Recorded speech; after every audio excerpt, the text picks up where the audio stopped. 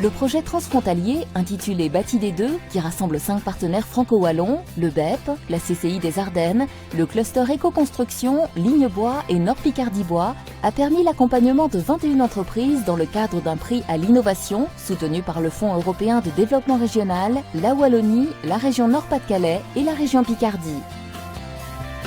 Ubago est une activité née du bureau d'études Gosset en 2009 dans le but de répondre aux besoins de plus en plus grands de construction à très bas impact environnemental et à très haute valeur énergétique. Dans la recherche de matériaux idéaux pour remplir cet objectif, nous sommes rapidement tournés vers des matériaux qui sont d'origine naturelle et qui se produisent en cycle assez court, comme le bambou, le bois ou la paille. Ces matériaux nous permettent, via un assemblage qui est très spécifique, qui a fait l'objet d'une assez longue étude, de former des modules préfabriqués avec lesquels nous réalisons des bâtiments. Les finitions sont réalisées à l'intérieur avec un enduit à l'argile, qui a l'avantage de donner une certaine chaleur, de réguler l'humidité à l'intérieur du bâtiment et d'assainir l'air.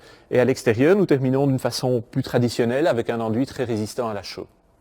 Tous ces produits sont disponibles localement, évidemment, en circuit court, ce qui nous permet de boucler la boucle écologique du produit. Ce type de module est destiné aux habitations. Nous pouvons monter avec ce genre de choses jusqu'à 8 étages.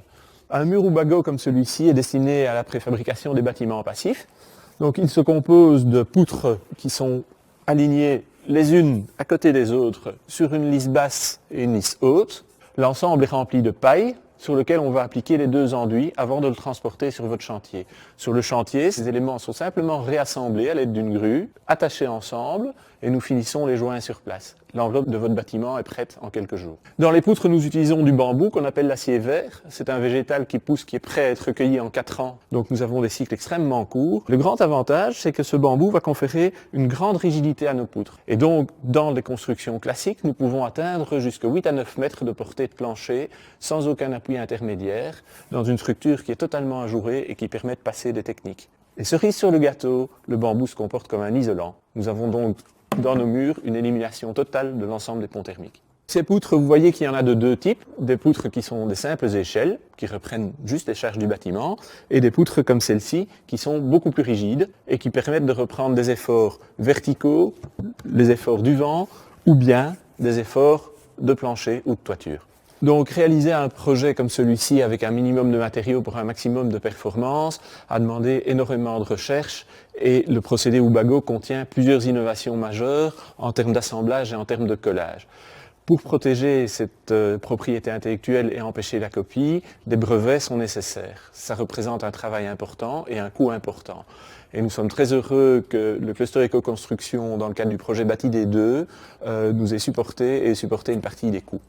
Le gros avantage avec Ubago, c'est qu'en fait, on a des murs qui sont super isolants. Donc en fait, on est dans le principe d'une maison passive, avec des poutres qui nous permettent de faire des portées de 8 à 9 mètres. On crée en fait de vastes espaces type loft.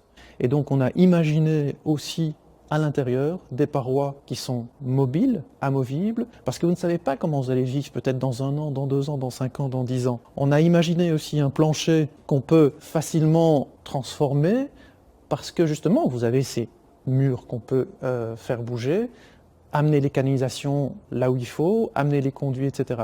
Il y a encore d'autres innovations sur lesquelles on travaille, comme des portes, comme des fenêtres. Toutes ces idées nouvelles, en fait, nous amènent à dire qu'on est en présence d'une véritable révolution constructive.